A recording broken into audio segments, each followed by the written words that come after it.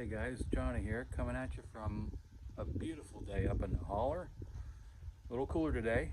It's been pretty hot lately, so I tried to shoot a little bit of footage there, putting my pass-through gland in the roof of the shelter, and it was 94 degrees and it was 95 degrees the next day, and the phone temped out.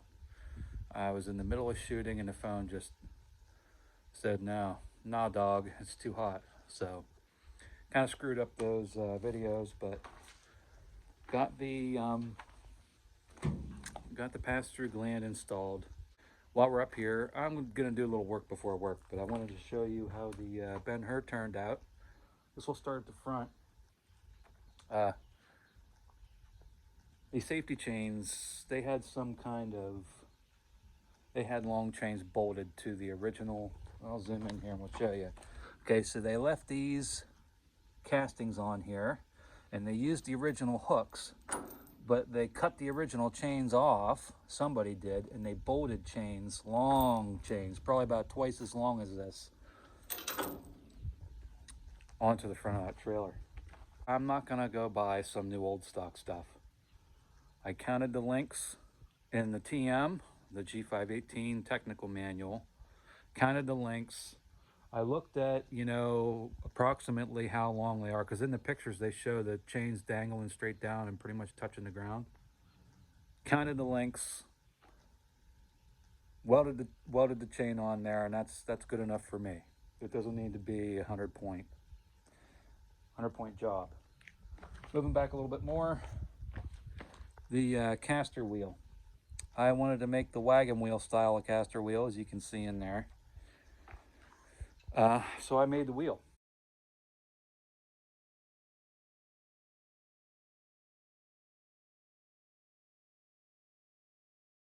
I took some springs out of the rear, put some smaller wheels on it, so the trailer would sit pretty much level with the Jeep. Okay, you may see people pulling Ben-Hurs with Army Jeeps and they're set up in the air like this. I didn't want that. So, but on the other hand, I didn't want to modify this trailer at all. I haven't drilled a single hole, not one single hole in this trailer. So I'm pretty proud of that. So I took the Jeep and trailer combination that I had up onto the pavement after I got it pretty much sitting where I wanted it to sit. Measured to the ground. I wanted to use the original actual caster housing. That's, I think that's Saginaw. I think it says it's stamped something like Saginaw, I think, Saginaw, Michigan. And then I measured down to the ground and I said, well, I need X size wheel. I made the wheel, put it on. It's not perfect, but it's good. I wanted the wheel small enough so that when you swing that landing gear down, it will go down and lock before you pull the tongue up off of the pintle hook, if you know what I mean. Like in certain cases, my M100, when I'm hooked up, especially with smaller wheels on the Jeep, it'll go down, the landing leg won't lock. So you have to pick the trailer up and try to use your foot to get the thing locked. I didn't want to do that with this trailer because it's a fair bit heavier. Dad told me he weighed the tongue weight on this. It was 119 pounds on the tongue. You don't want to be wrestling with that landing gear holding up 120 pounds. Plus, plus 10% of whatever's in the bed. So like if I have 500 pounds in the bed, then I'm going to want it shifted forward so there's 150 pounds of tongue weight. You want 10% on the tongue. Anyways, I don't want to make this an hour-long video, but it's probably going to be one anyways. Wheels done. This had the European white reflectors in the front. I wanted to leave them on there because I wanted to present this as if it were still in the Royal Dutch Army's inventory. That's why I wet sanded this bridge plate and kind of left it. I didn't want to restore it. I didn't want to sand through. I just did the best I could to showcase it, which if you've ever seen any of my previous videos, you know that's kind of how I am. I like to preserve and showcase original paint when I can. I thought that was remnants of a star up front, but it's actually, I think, some kind of primer or body filler or something like this rubber thing here. I'll get you in here and we'll see. I couldn't figure out for the life of me what this rubber thing was till I finally figured it was for that right there. With the inner vehicle cable the right length and everything, the plug just fits right in there. It was like it was meant to be. So I assume with high certainty that that's what that originally was for. I'm guessing it's some kind of NATO thing. I'm going to cut this piece of 1/4-inch bar off of here. There is some cancer, some extreme rust underneath that bar, and somebody just bubble gummed that on there to cover that up. I'm going to tear that off there because eventually I'll cut all this out and weld new steel in here. This is pretty much oil tank steel. If any of you guys out there or ladies have ever cut apart a heating fuel tank, no wonder these things weigh as much as they do, because it would be sitting there in the yard and I'd be like, I don't see 1,300 pounds here. And then after computing the weight per square foot of that oil tank steel, and okay, I can see where you get 1,300 pounds pretty quick. Weighed this trailer, it weighs 1,000 pounds, so somehow I got 300 pounds off of it. I'm assuming likely from taking those 20-inch Bud CCKW wheels off of it and putting these 16-inch delivery truck wheels on it. They bolt right on, they're a direct replacement. Couple that with taking 4 leaves out of each side. So all we're left with are the spring packs that are bolted together and the little midget one down there that you have to leave in there because that keeps you from cracking those or breaking those springs there. So between those two modifications, I got the thing sitting pretty much where I wanted it. The U-bolts are not U-bolts. There are 2 plates, a plate on the bottom and a plate on the top, and there's 4 bolts on each side.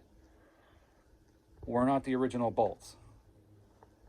But even though they're not the original bolts, I still didn't cut them and shorten them. I just bought new bolts for these springs. Like I said, I didn't drill or modify any original parts on this trailer except for the taillight brackets, which I strongly believe were Dutch Royal Army taillight brackets. I modified them, made them lighter, and did my tail lights and my Model A lights. So this is marker, this is stop, obviously, and then this is my turn signal, because that's the way I have my Jeep set up.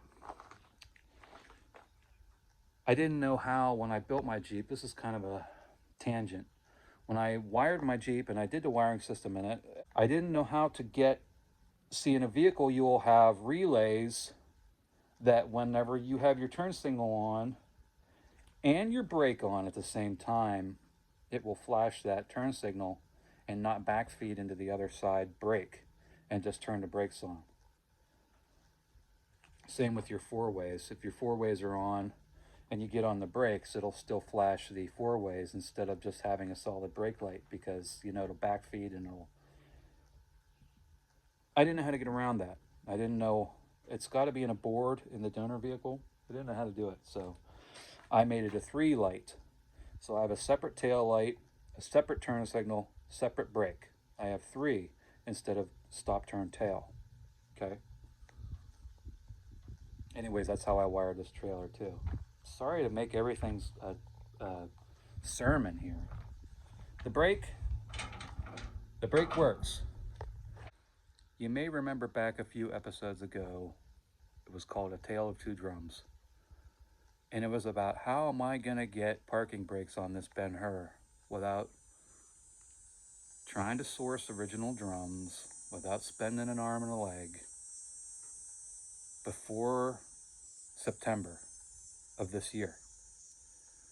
And I went so far as to buy, it's like a 1913 Cisco, Cincinnati Iron and Steel Company 18-inch lathe, belt-powered lathe. That's how far I go when I have these things stuck in my head. Like, I go all the way to the end of these problems. So because those drums that I was going to bore out and modify to fit these hubs wouldn't fit in the lathe we have. So I said, well, hell, I'll just buy a big lathe. You hire something like that out, it's going to be hundreds of dollars for them to bore a hole in a drum, and I'd rather just buy a lathe and have it myself, and then I can do that kind of work. You know what I mean? The clock's ticking away. So one day I say, why can't I braze these drums back together? I have the skill. I have the equipment. Why can't I braze these? Well, here we are, an infamous, notorious G-518 drum, brazed up. And listen to this. Has a nice ring to it, too. Yep, now it can go back together. So that's what I did. They're a little bit out of round. They really should be chucked up and trued up. But they're both brazed, and there are no further cracks. Cooled them slowly. That worked. That worked. So we got brakes on it. Brakes are hooked up. Parking brake works.